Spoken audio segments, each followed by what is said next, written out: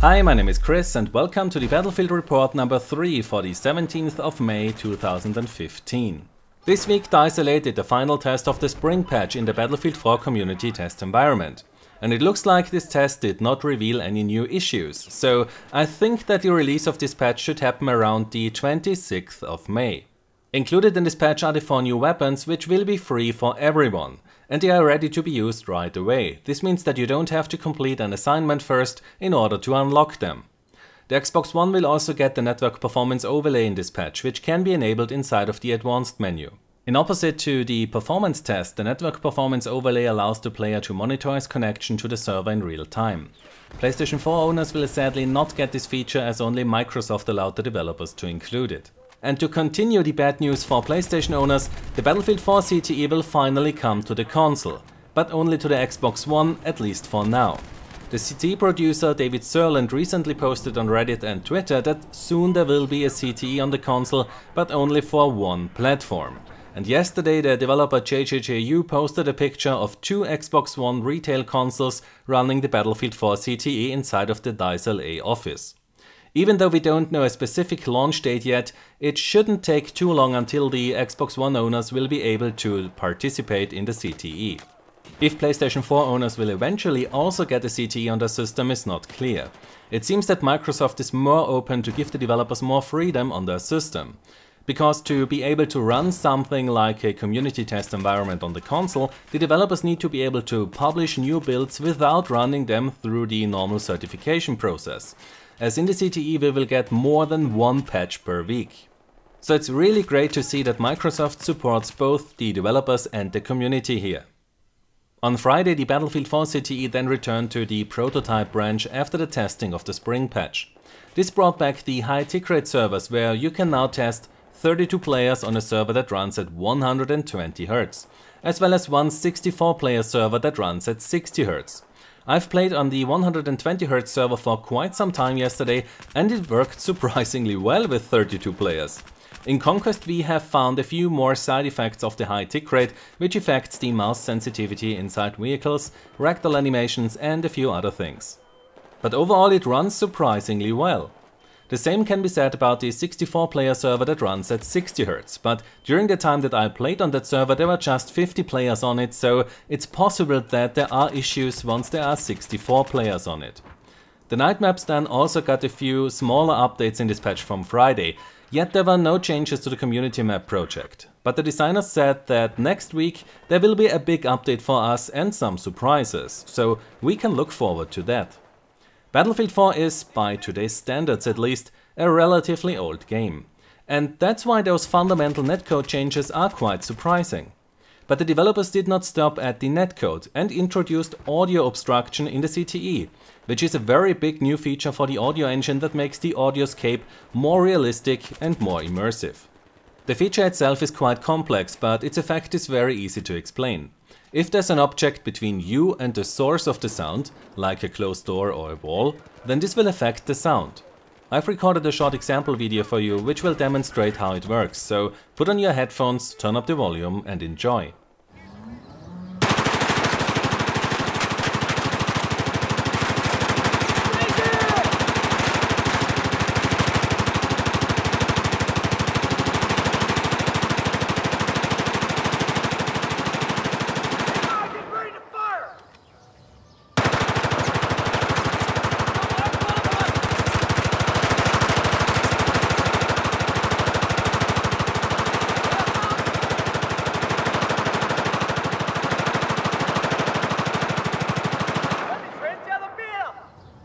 And lastly there is a prototype for a new game mode called Squad Conquest.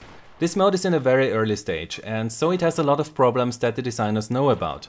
But it's really great to see that the designers are willing to try out new things and get the feedback from the community at a very early stage of the development. So Conquest Assault is a 5v5 competitive game mode. There are 3 flags and 1 strategic object, which takes really long to capture, but if you do capture it, then you get rewarded with a tank that spawns there. But if you decide to go for that objective, then this means that the other team might capture the other 3 flags in the meantime. So you will then have this very powerful vehicle, but the ticket bleed will be very strong and work against you, because the other team owns the 3 flags. Also, once one of the team owns all the objectives, the other team loses the ability to spawn in their main base, as the game mode uses Conquest Double Assault. Well, not really, but I will get to that in a minute. So I do like the basic idea of this competitive game mode, but while I played it I noticed a few issues. First of all, there needs to be some sort of matchmaking, as well as a way to set up the teams so that I can play with my friends in the same team, or that two clans can play against each other. Then there needs to be an election process for the squad leader to not have someone play as the leader who does not even want to lead. I really like the idea with the tank, but it's totally overpowered right now. In my opinion, they need to disable auto repair and maybe even limit its ammo. Otherwise the team that gets in control of the tank first will most likely win the round. And I think that since this is a competitive game mode, the designers should disable 3D spotting, use magazine reloads instead of the round pool, and have squad leader only spawn. What this mode also needs, and the developers already said that they know about it, is that you play at least 2 rounds on each map. After the first round is over, the teams then switch sides and play a second round. If one team wins both rounds, then this team wins the match. If Team 1 wins the first round and Team 2 wins the second round, then they will have to play a third round in order to get a winner for this match. Obviously this will also require a new end of round screen to properly present the stats of each team instead of focusing on your individual stats like the current end of round screen does. If you played Battlefield 2, then you might have some kind of déjà vu right now, because it's not that different to what we had there in the 16-player map layouts. And I think that the designers should really look back at Battlefield 2 here, especially when it comes to designing the map for Conquest Double Assault. And this means to get rid of those main bases in the current design of Squad Conquest. But let me show you an example of Battlefield 2. So this here is the 16-player Conquest Double Assault layout from Road to Jalalabad. Each team owns one of the flags at the beginning of the round, and that's where they can spawn. If one of the teams owns all the flags, then the ticket bleed gets really high and you can only spawn on your squad leader, so there's still a slight chance to get back into the game. On this map we also have 2 tanks, which makes it very balanced, but I want to say again that I really like the idea of spawning just one tank as a tactical asset that is quite risky to get. Squad Conquest has a lot of potential, but it will require a lot of work to get it done right. I'm definitely looking forward to which changes the designers will do to this prototype, and I will of course keep you up to date. If you enjoyed this video, then give it a like, subscribe for more, and I hope to see you next time. Until then, have a nice day and take care. My name is Chris and this was Battle Nonsense.